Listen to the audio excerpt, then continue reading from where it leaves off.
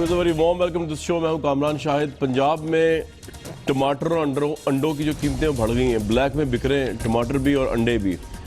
इसका ताल्लुक क्या है राइवल मार्च से, इस पर मैं ज़रूर बात करूंगा। लेकिन उससे पहले MQM जो है उसने एक दफ़ा फिर जो है वो पाकिस्तान मुखालिफ नारे लगाए और पाकिस्तान से आज़ादी की बात की। बहुत से लोगों के नज़दीक MQM लंदन और MQM पाकिस्तान एक ही सिक्के के दो रुख हैं और उसको अभी तक बहुत से सहाफ़ती हल्के उसी कॉन्टेक्स्ट में देख रहे हैं। तो जो नारे लगे पाकिस्तान से आज़ादी के, एक तरफ तो जेन्युइन नारे लग रहे हैं हिंदुस्तान से आज़ादी के मकबूजा कश्मीर के अंदर, दूसरी तरफ जो है बरामदा बुख्ती और अल्ताफ़ हुसैन के जो नुमाइंदे हैं वो बेसिकली नारे लगा रहे हैं पाकिस्तान से आज़ादी के। हिंदुस्तान के ऊपर शक है बहुत से लोगों को इस तमाम एजेंडे का, ताकि मकबूजा कश्मीर में जो नारे लग रहे हैं जेन्युइन नारे, फ्रीडम के, आज़ादी के नारे 1947 से आज तक, उससे डाइवर्ट की जाए, डिफोकस किया जाए आलमी राय आमा को। तो MQM ने जो नारे लगाए पाकिस्तान आज़ादी के, एक दफ़ा तो सुन लेते हैं उसको, ताकि हमें दोबारा पता चले कि MQM का एजेंडा जो है वो इस वक्त और इस वक्त क्या, काफ़ी अरसे से क्या है, उसकी क़याम से लेकर अब तक क्या है। बहुत से लोगों के नज़दीक, मे भी कुछ लोग डिसएग्री करें मेरी इस बात से, लेकिन बहुत से लोगों के नज़दीक जो एजेंडा है वो आपके सामने वीडियो देखते हैं। आजादी तुम्हें देनी पड़ेगी, आजादी तुम्हें देनी पड़ेगी, आजादी ये हक है हमारा, आजादी भाई भी बोले, आजादी बहनें भी बोले, आजादी भाई भी बोले, आजादी फादिर भी बोले, आजादी फादिर भी बोले, आजादी ये हक है हमारा, आजादी तुम्हें देनी पड़ेगी, आजादी ये हक है हमारा, आजादी हम तीन लगे, आजादी हम तीन लगे, आजादी तुम्हें देनी पड़ेगी, आजादी तुम्हें देनी पड़ेगी, आजादी फादिर भी मांगे, आजादी फादिर भी मांगे, आजादी फादिर भी मांगे, आजादी बलोच मांगे, आजादी बलोच मांगे, आजादी बलोच मांगे, आजादी पख्तून भी मांगे, आजादी पख्तून भी मांगे, आजादी पख्तून भी मांगे, आजादी तुम्हें देनी पड़ेगी, आजादी हम लेके रहेंगे, आजादी हम लेके रहेंगे, आजादी हम लेके रहेंगे, आजादी हम लेके रहेंगे, आजादी सरकार संभालो, आजादी सरकार संभालो, आजादी आजादी आजादी आजादी आजादी उनका के सुना दो, आजादी उनका के सुना दो, आजादी सरकार के सुना दो, आजादी सरकार संभालो, आजादी सरकार संभालो, आजादी सरकार के बोलो, आजादी सरकार के बोलो, आजादी सरकार के बोलो, आजादी सुनो उनके, आजादी सुनो दुश्मन, आजादी मुझे भी सुन ले, आजादी मुझे भी सुन ले, आजादी ले माने, आजादी हम लेके रहेंगे, आजादी हम लेके रहेंगे, आजादी हम लेके रहेंगे, आजादी हम लेके रहेंगे, आजादी नारे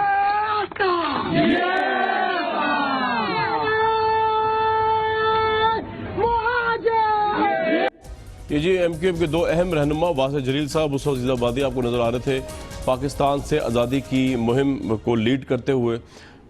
सबसे बड़ा सवाल हुकूमत पाकिस्तान के सामने ये है कि MQM अगर पाकिस्तान से आज़ादी चाहती है तो फिर MQM सियासी लिहाज से पाकिस्तान में रजिस्टर्ड पार्टी अब तक क्यों है।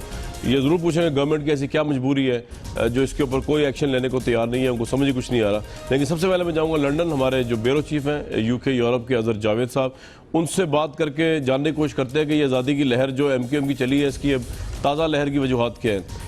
अजहर जावेद साहब, ये जो अभी हम देख रहे थे लंदन सेक्रेटेरिएट के सारे मामलात हैं, एक तो ये बता दीजिए कि ये ताज़ा लहर जो चली है आज़ादी के नारों की, कोई ख़ास वजह है, कोई ख़ास दिन था, कोई ख़ास ओकेजन है जिस पर लगाए गए नारे?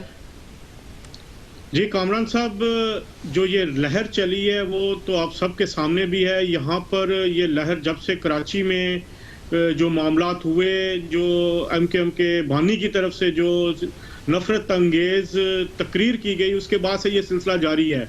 मैं सबसे पहले ये आपको बताता चलूँ कि इस वक्त लंदन जो है पाकिस्तान मुखालिफ सरगर्मियों का भरपूर तरीके से गढ़ बना हुआ है। MQM का, चाहे वो यहाँ पर लंदन में इंटरनेशनल सेक्रेटेरिएट है या MQM के बानी का घर, वहाँ पर पाकिस्तान मुखालिफ अनासर की आमद मुस्तकिल तौर पर जारी है और एक बाकायदा प्लान के तहत यहाँ तमाम मामलात उठाए जाते हैं। इस जो नारेबाजी की ये जो वीडियो है ये MQM के इंटरनेशनल सेक्रेटेरिएट की है। यहाँ पर तकारीब भी हुई हैं MQM के बानी की सालगिरह के हवाले से। 150 से 200 के करीब लोग मौजूद थे। यहाँ पर आप देख सकते हैं कि वासिर जलील साहब, मुस्तफ़ा ज़ैदाबादी, तारिक जावेद जो उनके मरकजी राब्ता कमेटी के मेंबर हैं, ये सब लोग पाकिस्तान मुखालिफ नारे भी लगा रहे हैं और आज़ादी भी मांग रहे हैं, आज़ादी के नारे लग रहे हैं।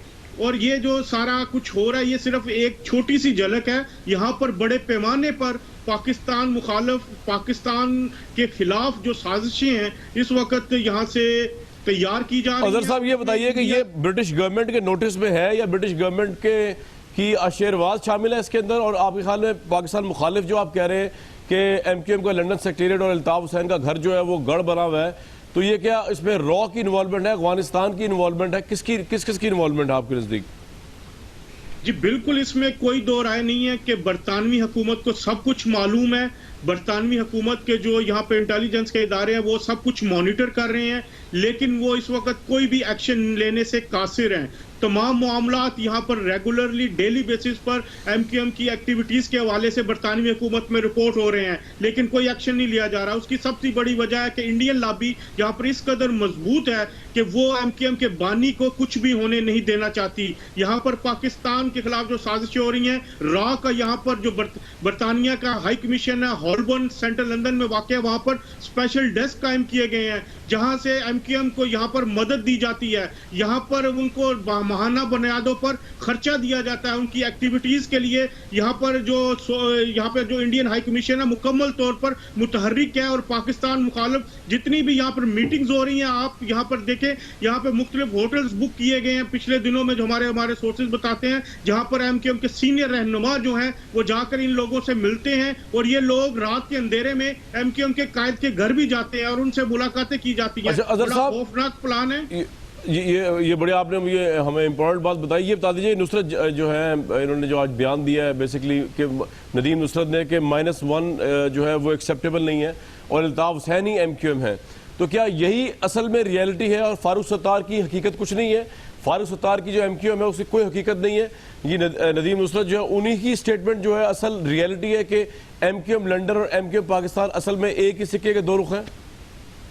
मैं एक बात बताता चलूं कि यहाँ पर सब कुछ ड्रामा किया जा रहा है, सब कुछ कंट्रोल यहाँ से इंटरनेशनल सेक्रेटेरिएट से हो रहा है, एमक्यूएम के कायद के अहकामात से हो रहा है, चाहे वो एमक्यूएम की जो पाकिस्तान की बॉडी है वो हो। यहाँ पर लोगों को मखसूस किया गया है, वो पैगामात देते हैं, डिफरेंट फोन चैनल्स। अब एमक्यूएम इंटरनेशनल सेक्रेटेरिएट के फोन इस्तेमाल नहीं होते, मोबाइल फोन्स दूसरी जगह से इस्तेमाल होके इनको बाकायदा तौर पर यहाँ से अहकामात दिए जाते हैं। एमक्यूएम के जो बानी हैं वो वही उसी तरीके से अपनी एक्टिविटीज जो हैं वो जारी रखे हुए हैं, सिर्फ नाम दे दिया गया एमक्यूएम पाकिस्तान का।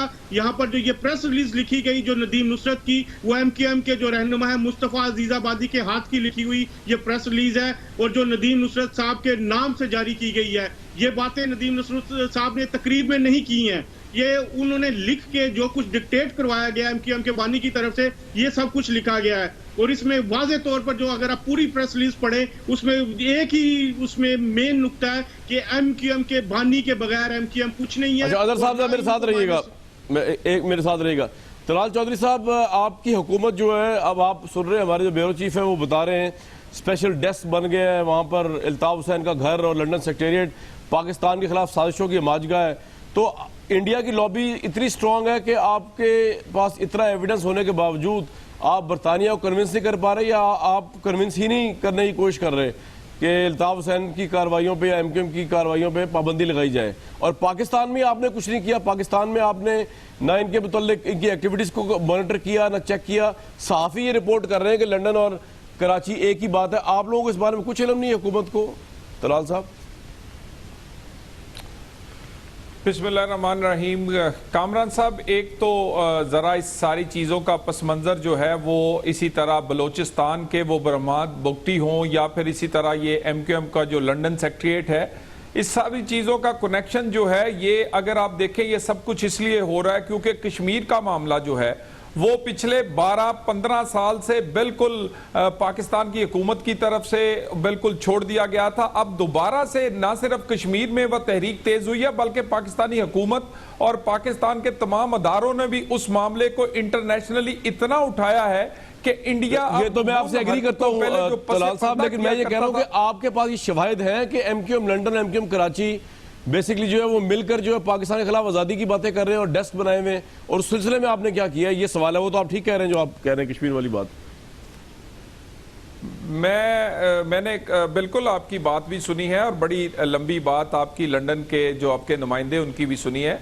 गुजारिश ये है कि पाकिस्तान पिछले 3 साल में क्या इस तरह के अनासर कराची में या पाकिस्तान की सियासत में मजबूत हुए या कमजोर हुए? MQM लंदन का सबसे बड़ा हथियार यह था कि उसके मुंतखब किए हुए 20 लोगों के 22 लोगों के करीब कौमी असम्बली में, कुछ सेनेट में और इसी तरह सूबाई असम्बली में 50 लोग हैं।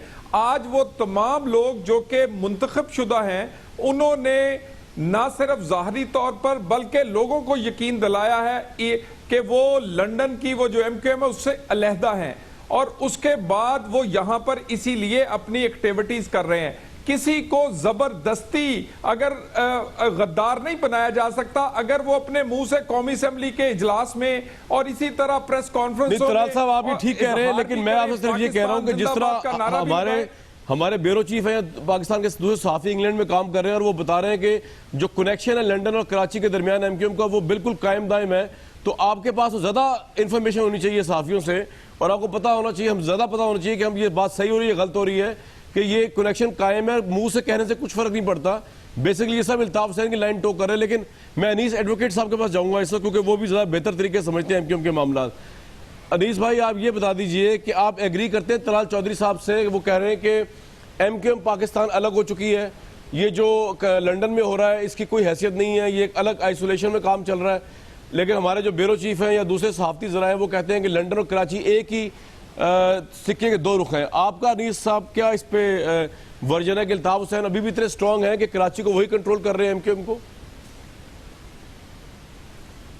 शुक्रिया कामरान, मैं तलाल भाई की बात से बिल्कुल इत्तफाक नहीं करता। आप ये देखिए कि 22 अगस्त को जी जब अल्ताफ हुसैन मुल्क तोड़ने की खुलकर नारा लगाते हैं और पाकिस्तान के खिलाफ बाकायदा बगावत का ऐलान करते हैं जी, उस वक्त कश्मीर की जंग आज़ादी, कश्मीर के लोग हजारों लाखों की तादाद में सड़कों पे निकले हुए होते हैं और कश्मीर के मसले को किसी हकूमती कारकर्दगी की बुनियाद पे नहीं वो हाईलाइट हुआ, कश्मीर के लोगों ने जाने दी।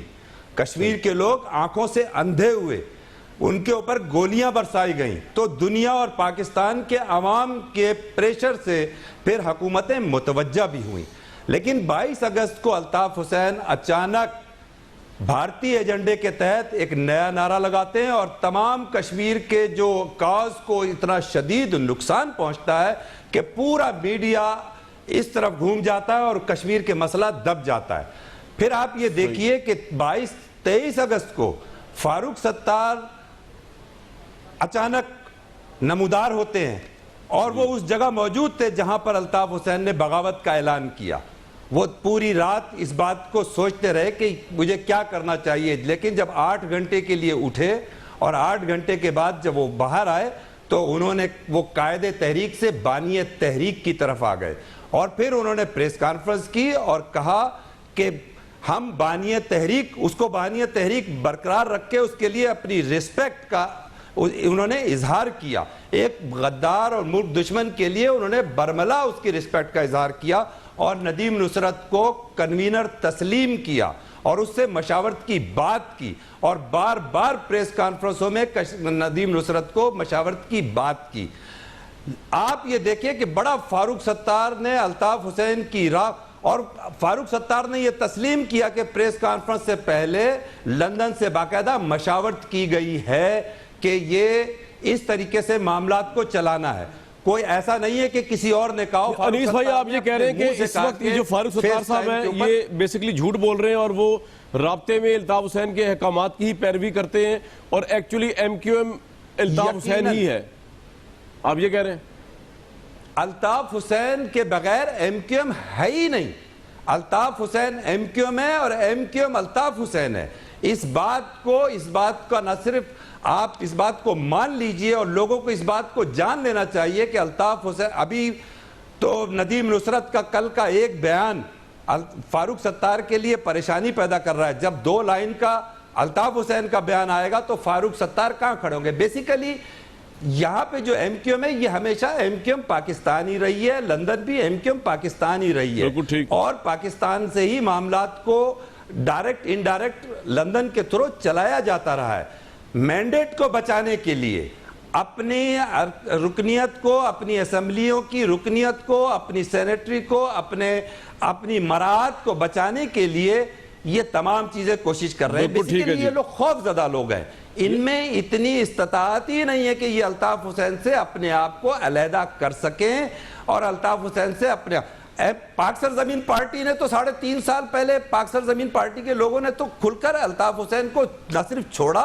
बल्कि 6 माह कबल अल्ताफ हुसैन के हर हिस्से से अपने बिल्कुल ठीक आप है। को अनीस अलहदा भाई आपका करके, पॉइंट आ गया, अपने मैं आपसे इस पे तशख्खुस को मजीद अलग कर कर- बिल्कुल ठीक, ये आपका पॉइंट आ गया जी।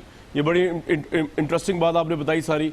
इमरान इस्माइल साहब, आप कराची की सूरत हाल को और लंदन को किस तरह देखते हैं? आपके नज़दीक भी ये एक ही जो है वो सिक्के के दो रुख है, और हुकूमत को क्या करना चाहिए फिर? अगर लंदन ही डिक्टेट कर रहा है MQM को और वहां से आज़ादी के नारे लग रहे हैं, तो हुकूमत को क्या करना चाहिए? इमरान इस्माइल साहब,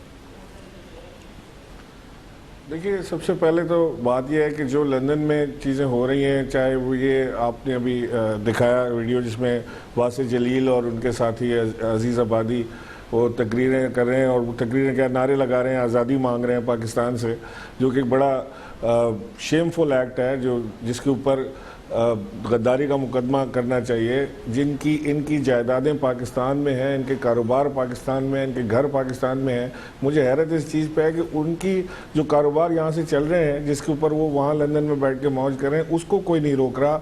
यहाँ पे जो इनकी जायदादें उस पर कोई छापा नहीं डाल रहा। इनके शादी हॉल चल रहे हैं पाकिस्तान के अंदर, उसको कोई नहीं पकड़ रहा कराची में। दूसरी तरफ आप देखें तो वो लोग जो पाकिस्तान का नारा लगा रहे हैं, चाहे मैं कहता हूँ कि मैं अनीस भाई की बात मान लेता हूँ कि जी झूठ बोल रहे हैं फिलहाल, लेकिन ये जजमेंट देने वाले आप और मैं कैसे हो सकते हैं कि जी अनीस एडवोकेट जो हैं, या अनीस कायम खानी जो हैं, या रज़ा हारून जो हैं, वो सब जो हैं पाकिस्तानी हैं, और वो सब जो फारूक सत्तार हैं या ख्वाजा इजहार हैं जो कह रहे हैं हम पाकिस्तानी हैं, पाकिस्तान का नारा लगा रहे हैं, वो पाकिस्तानी नहीं है। ये हम जजमेंट देने वाले कौन हो सकते हैं? ये उनका एक्ट बताएगा। देखें, मैं तो on the face of it ये देख रहा हूँ कि मेरी दोनों तरफ मेरे बड़े अच्छे दोस्त हैं, सब अनीस भाई से भी मेरी बड़ी अच्छी दोस्ती है, लेकिन अनीस भाई जब गए थे तो MQM से उठे थे, जब रेंजर्स ले गई थी, जब आए तो वो PSP चले गए। इसी तरह जब फारूक सत्तार जब उठे थे तो वो MQM लंदन के आदमी थे, जब वो आए तो वो MQM पाकिस्तान के हो चुके थे। तो अगर हम इन पे बिलीव कर रहे हैं कि जो अनीस भाई कह रहे हैं ये बात ठीक है, तो हम वो उस पर भी बिलीव कर लें कि जो वो कह रहे हैं वो ठीक है। हमें तो देखें ना, मुझे तो ये देखना है कामरान भाई, मुझे ये बताएं, मैं आपसे ये सवाल क्यों नहीं कर रहा कि जी आप पाकिस्तानी हैं तो आप पाकिस्तान जिंदाबाद का नारा रोज़ लगा के दिखाएं मुझे।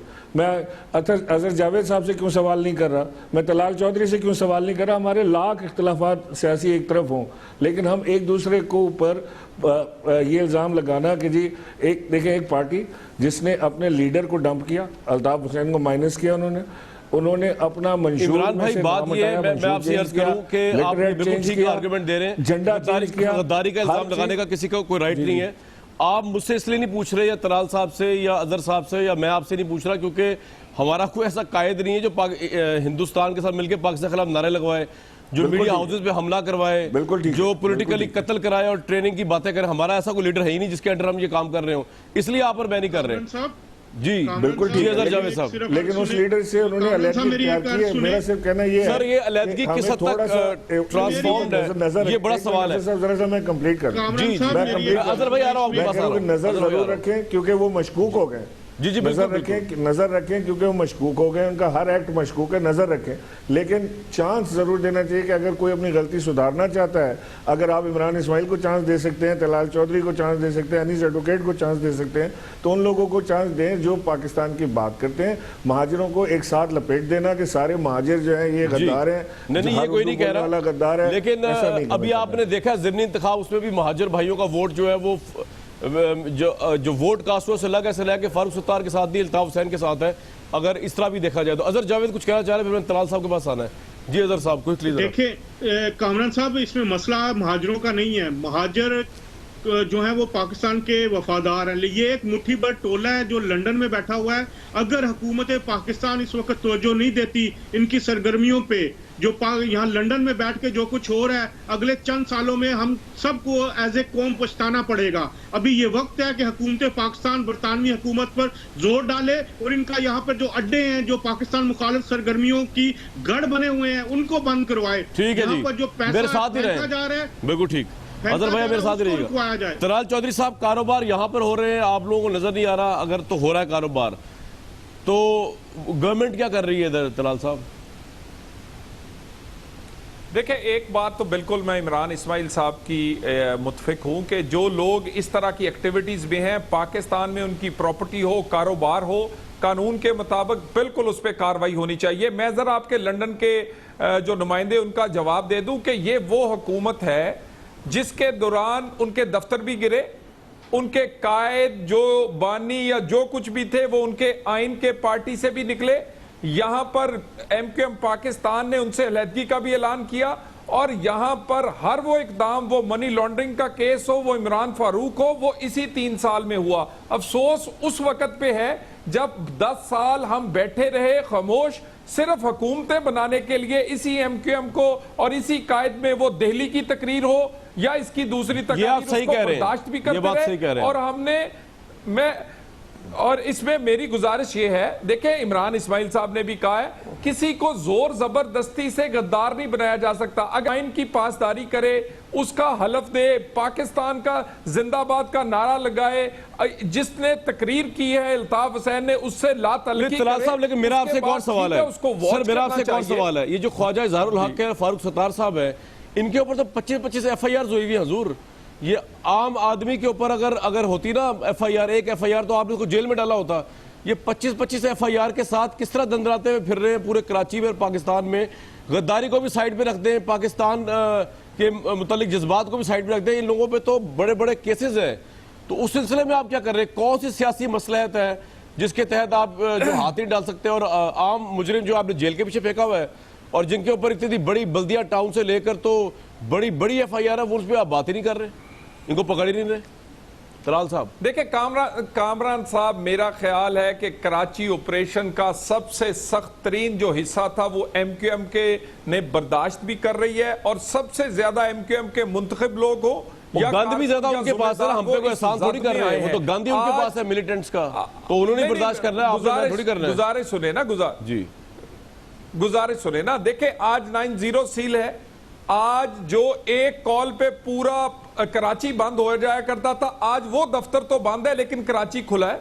आज कराची में दफ्तर अगर गिराए गए तो वो भी इसी दौर में हुआ है। तो मेरा ख्याल है कि कराची ऑपरेशन जो है उससे बहुत सारी बेहतरी आई है, और उसी वजह से आज पाकिस्तान एमक्यूएम को इतना हौसला मिला है कि उन्होंने लंदन से लातल्की का इजहार जी अदर साहब, लंदन वालों की ताकत जो है वो टारगेट वो टारगेट किलर थे, लंदन वालों की ताकत जो थी वो आज हमने खत्म की है, तोड़ी है, और ऐसे अनासर को कम से कम कटहरे में लेकर आए हैं। जी अदर साहब क्विकली। कामरान साहब, तलाल साहब की बात बिल्कुल ठीक होगी। पाकिस्तान में उनको आपने क्रश कर दिया, लेकिन उनका जो ब्रेन है, जो दिमाग है, वो लंदन में बैठा है। जो सारी एक्टिविटीज हो रही है, जो उनकी पाइपलाइन है, जो उनका जहां से फैसले हो रहे हैं, वो लंदन में बैठा है।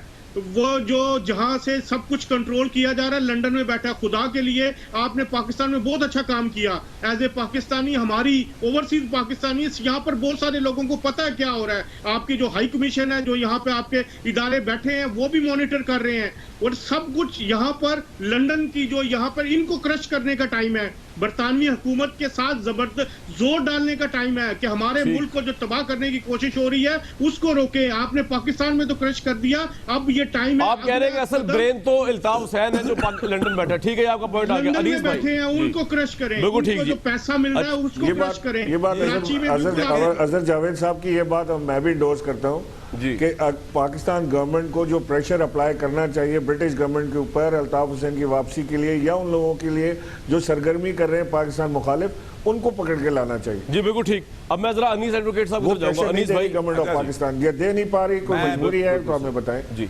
अनीस भाई, अभी जो बात हुई इमरान इस्माइल साहब ने भी की, वो ये कि बेसिकली जो जाता है तहवील में, उसके बाद जब बाहर की बात जी जी जी आपको समझ आई गई है। इमरान इस्माइल भाई ने कहा कि अब इमरान इस्माइल भाई ने कहा कि अनीस भाई भी रेंजर्स में गए और फिर PSP में आ गए। ये मेरे लिए भी ब्रेकिंग न्यूज़ है ना कि मैं पहले रेंजर्स के पास गया और फिर ब्रेकिंग आ गई। ये मेरे लिए भी ब्रेकिंग न्यूज़ है।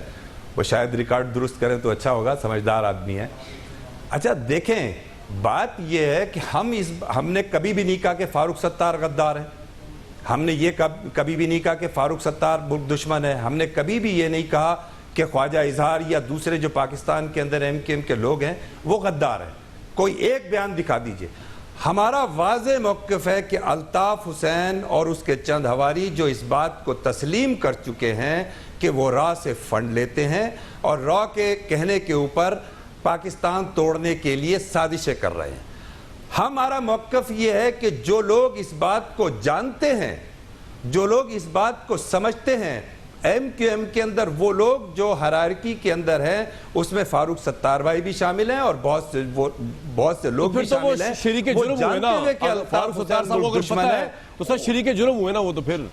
हाँ, इसीलिए देखें, हम कह रहे हैं कि वो शरीके जुर्म क्यों बन रहे हैं। वो उनसे अपनी बाकायदा वाज़े तौर पर अपनी अलहदगी, अपनी अलग MQM, इस मैंडेट जो अल्ताफ हुसैन का, इसको छोड़कर अवाम के पास जाएं और अवाम से अपने नए मैंडेट के साथ आकर अपनी सियासत करें। हमने तो यहाँ तक भी ऑफर की कि आप इस मैंडेट को छोड़िए, हम आपके रास्ते में नहीं आएंगे। ठीक है, मैं ब्रेक लूंगा, लेकिन ये बड़ी अलार्मिंग बात ये है कि अगर फ्रेश मैंडेट भी अल्ताफ हुसैन साहब का ही है कराची के अंदर, तो इसका मतलब फिर क्या लिया जाएगा इन तमाम तरीन चीज़ों के बावजूद कि कराची के महाजर लोगों को पता है कि अल्ताफ हुसैन साहब क्या सोच रखते हैं पाकिस्तान के मुतालिक।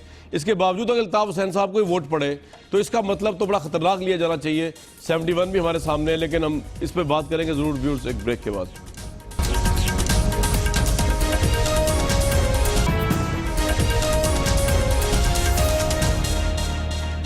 व्यूअर्स, कराची के हालात बड़े ख़राब हैं और उस पर मैं बातचीत अभी करता रहूँगा अनीस एडवोकेट साहब से, लेकिन लाहौर के मामला भी कुछ ज़्यादा सही नहीं है, क्योंकि यहाँ पर भी टमाटरों और डंडे जो हैं और अंडे जो है वो ब्लैक में बिक रहे हैं पंजाब में ख़ास तौर पे, क्योंकि लोग इस्तकबाल की तैयारियां कर रहे हैं इमरान खान साहब के, नून लीग के लोग। PTI का जो रैली आनी है रायमंड की तरफ 30 सितंबर को। आज जो पब्लिक अकाउंट्स कमेटी थी उसके अंदर अब्दुल मनान साहब जो मुस्लिम लीग नून के MNA हैं, उनके और शेख रशीद साहब के दरमियान जो मुकालमा हुआ नवाज शरीफ साहब को लेकर या पनामा की मुबैना करप्शन को लेकर, इसकी एक झलक देखते हैं, उसके बाद मैं आपसे मजीद इस पर बात करता हूँ। मसला पैदा कर रहे हैं, आप पैदा कर रहे हैं। आपने आज इस मीटिंग को खराब नहीं किया बल्कि जुर्म का एतराफ किया। दाल में काला होने का, चोर की दाढ़ी में तिनके का,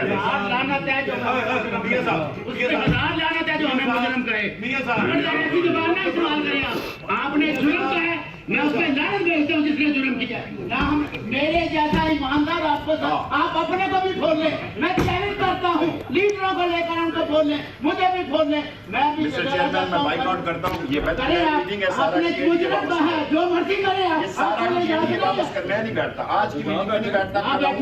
ये सब लोग TADA वापस करें। आपके साथ लालची नहीं है, मैं नवाजी के हमारे लिए भी काम करते थे, तुम मुशर्रफ के लिए काम करते थे, मेजर ज़िया लो जी, एक दूसरे पे लानते भेज रहे थे। आप देख रहे थे शेख रशीद साहब, अब्दुल मनान साहब और मुशर्रफ साहब को लेकर, दूसरे मामला को लेकर। तलाल चौधरी साहब, ये इतना आप क्यों गुस्से में आ चुके हुए हैं? बजाय इस्तकबाल करने के रैली आ रही है, आप डंडे, अंडे, टमाटर, सुना फैसलाबाद में सबसे ज़्यादा ब्लैक में बिक रहे हैं सारी चीज़ें, निशाने लिए जा रहे हैं इमरान खान साहब के पुतलों को, 1-1 लाख रुपया कैश रखा जा रहा है जो सही निशाना मारेगा। ये किस तरह की सियासत हो रही है मेरे भाई तलाल भाई, क्या हो रहा है ये? कामरान साहब, ये तो आपके वो जो मीडिया के लोगों का दिल लगाने के लिए लोग कुछ कर रहे हैं, आप उसको फिर हाईलाइट कर रहे हैं, लेकिन जो हमारी क़यादत है उसकी तरफ से जो इंस्ट्रक्शंस हैं वो बड़ी क्लियर हैं। और मैं आपके टीवी पर फिर एक दफा ये बात, क्योंकि ऑन रिकॉर्ड है, आप उस दिन देखिएगा, हमने ना पहले तशद्दुद की सियासत की है, ना टकराव की सियासत की है, और 30 वाले दिन भी नून लीग की तरफ से, पंजाब हुकूमत की तरफ से जिम्मेदारी का सबूत दिया जाएगा। कोई हमारा जिम्मेदार, कोई हमारा कारकुन इस तरह का टकराव या इस तरह लेकिन तलाल भाई, आपके जो लीडरान है, ज़हीम कादरी साहब है या आबिद शेरली साहब, उन्होंने तो जज्बा इतना बढ़ा दिया कारकुनों का कि वो लाठियां और बल्ले लेके वहां निकले हुए, तो वहां तो आप लोग नहीं होंगे उनको रोकने के लिए, ना नवाज शरीफ साहब होंगे ना आप होंगे, तो वो तो लोग टमाटर भी खरीद चुके हैं, अंडे भी खरीद चुके हैं, डंडे भी खरीद चुके हैं जनाब। देखें, एक तो आपने बिल्कुल 2 एग्जांपल्स दी, लेकिन दूसरी साइड पर देखें कि हाईएस्ट लेवल की जो लीडरशिप है इमरान खान साहब, वो अल्फाज क्या इस्तेमाल कर रहे हैं, जरा वो भी चला दें। रंगबाज, वो उसके बाद और कई ऐसे अल्फाज, मुश्तंडे, फिर कहते हैं मैं टांगे तोड़ दूंगा, फिर कहते हैं मैं देखिए मेरी बात सुने, खान साहब अगर इस तरह की बात करेंगे तो फिर दूसरी साइड वाला भी कोई ना कोई तलाल बोलेगा, भाई, अब लेकिन अगर आप ख्वाजा समझ रहे आसिफ जो है वो हैं, इमरान खान को मिसरा कहेंगे तो फिर रंगबाज तो कहेंगे ना वो ख्वाजा आसिफ को इमरान खान, ये भी तो बात है ना। देखिए मेरी बात सुने, मेरी गुजारिश सुने, गुजारिश। अब रंगबाजी जो है वो अगर लाहौर वालों को आप रंगबाज कहें, मुश्तंडा कहें और फिर लाहौर वालों को ही कहें कि आके वोट डालें तो लाहौर वाले गुस्सा भी करेंगे मेरे भाई।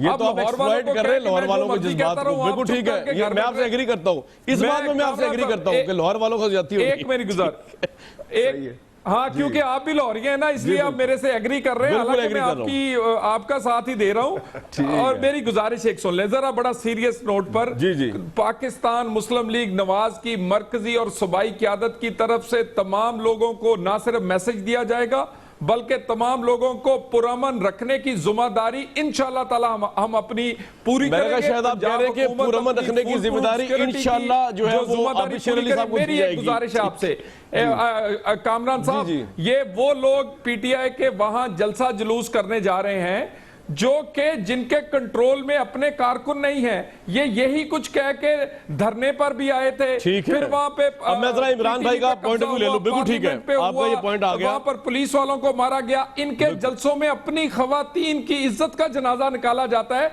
अगर इस सूरत हाल में क्या खान साहब अपने कारकुनों को कंट्रोल कर लेंगे, ये बड़ा अहम सवाल है। हम अपनी जिम्मेदारी दिखाएंगे और आपके कैमरे पूरी दुनिया को दिखाएंगे कि कौन जिम्मेदार है। बस ये मैं आपसे अर्ज कर रहा था कि राना सनाउल्लाह साहब को दूर रखिएगा, क्योंकि खुदा ना खास्ता साना मॉडल टाउन ना हो जाए दोबारा, खुदा ना खास्ता। इमरान इस्माइल साहब कफन पहन लिए कराची में, लड़कियों ने पीटीआई के चूड़ियाँ खरीदी उन्होंने लाहौर पंजाब के वज़रा को पहनाने के लिए। मेरे भाई ये यहाँ पे हम चाह रहे हैं कश्मीर के ऊपर यूनिटी कायम हो, आप लोग डंडे लेके पहुंच रहे हैं रायवंड। हालात तो समझे जरा, किन हालात में क्या कर रहे हैं आप? नहीं हम तो कमरान, हम तो डंडे लेके नहीं जा रहे हैं। ये तो आपने आपके टीवी चैनल से नहीं दिखाया कौन डंडे बरदार जुलूस बना रहा है। वो डंड निकलवा रहे हैं, वो वहाँ पे अंडे टमाटर खरीदे जा रहे हैं। ये खाली टीवी पर बैठ के कह देना, अच्छी अच्छी बातें करना कि जी हम बड़ा सबको तलकीन कर रहे हैं कि सब्र से काम लें। तो जो आपके लीडरान कराम हैं वो खुद वहाँ ट्रेनिंग सेशन में लगे हुए हैं, डंडे कैसे चलाए जाते हैं, सर कैसे फाड़ा जाता है, टांगे कैसे तोड़ी जाती है, अंडा कैसे मारा जाता है। उसके बाद आप समझेंगे सामने वाले जो हैं वो, और ये कौन कर रहा है, ये हुकूमत वक्त कर रही है, ये अपोजिशन नहीं कर रही, ये कोई ऐसी जमात नहीं कर रही कि जो पीछे हटी हुई हो, या ऐसी जमात नहीं कर रही जो डिप्राइव्ड हो कि जी हमारा वोट चोरी हो गया, या कोई ऐसे लोग नहीं है कि जो ये कह रहे हो कि जी मुल्क से पैसा चोरी हो गया। आप मांग क्या रहे हैं आप? मैं तो हैरान इस चीज़ में हूँ कि हमारी डिमांड क्या है। हमारी डिमांड ये है कि मुल्क के अंदर चोरी हुई है उसका इन्वेस्टिगेशन करा ले। उसके लिए रायवंड जाना जरूरी है इमरान साहब। रायवंड साहब को लगता है टेंशन बहुत बढ़ेगी। हम तो हर लीडर तो बच जाएंगे, कारकुन मरेंगे आपस में। तैयार हैं हम जी। नहीं कोई खुदा ना खास्ता इंशाल्लाह ऐसा कुछ नहीं होना। हमने बड़ा पुरअमन जलसा नजर आ रहा है, हमें तो नजर आ रहा है, कोई नहीं मरने वाला। हम नहीं, अल्लाह ना करे, लेकिन तो बड़ा पुरअमन जलसा करना है। इन्होंने ये हुकूमत है, इनके इख्तियार में है कि ये पुरअमन जलसा करने देते हैं या पुरतशद्दुद जलसा करने देते हैं। इन्होंने अगर वहाँ इग्नाइट किया, जो ये कर रहे हैं, आग मट्टी का तेल इन्होंने डाल दिया है, अपने कारकुनों को इन्होंने इग्नाइट कर दिया है, उनको सिखा दिया कि डंडे हाथ में लो, इस तरह जाके लड़ो चढ़ाई करो। ये तलाल चौधरी जो अभी टीवी पर बैठ के कह रहे हैं, ये अपने कारकुनों को सिखाएं जाके, जो यहाँ वहाँ पे स्टैंडर्ड्स नहीं चल सकते। भाईजान फरमाइए। कामरान साहब, बहुत सारी एग्जाम्पल्स मैंने आपको कहा है कि औरतों की इज्जत के साथ इनके कारकुन उस वक्त जब इनकी क़यादत स्टेज पे बैठी है क्या करती है, पीटीवी के साथ क्या हुआ, इसी तरह तो उसके बाद पार्लियामेंट के साथ क्या हुआ, सुप्रीम कोर्ट के साथ क्या हुआ। मेरी गुजारिश सुन ले कामरान साहब। नहीं, पीटीआई की खवातीन भी हमारी खवातीन है, पाकिस्तानी, वो तो इशू है बहुत बड़ा। आपने कंटेनर लगा के नहीं रोकना ना, ताकि प्रोवोकेशन ना हो। और पंजाब की पुलिस को नहीं कहना कि मॉल टाउन की तरह गोलियां बरसा दे, ये आपकी जिम्मेदारी है, बाकी तो उनकी है, लेकिन एक मेरी गुजारिश सुने जी, एक गुजारिश। देखे परसों इमरान खान ने अपनी मीडिया तकरीर जो उन्होंने आपने लाइव नशर की, उन्होंने कहा अगर कोई सामने आया मैं टांगे तोड़ दूंगा। कामरान साहब, टांगे आंखों के इशारों से या बातों से या फूके मारने से तो नहीं टूटती। इसका मतलब है कोई डंडे सोटे साथ लेके आएंगे तो हमारी टांगे तोड़ेंगे। इसका ये और आप ना अपने घबराएं, कारकुनों नहीं लाते को डंडे, तैयार कर डंडे रहे नहीं हैं लेके कि आएंगे। भाई, वो अब बेचारे नहीं, कपड़े नहीं, डाल रहे हैं, दलाल और साहब, कामरान आप साहब, वहाँ कौन से फूल डाल कामरान रहे हैं? साहब, भाई, मैंने घबराना क्या नहीं आपने। घबराना है? कौन से फूल निछावर कर और रहे हैं? मैंने आप कौन डंडे सा लेकर घबराना आएंगे तो है? चूड़ियां तो हमने भी नहीं पहनी।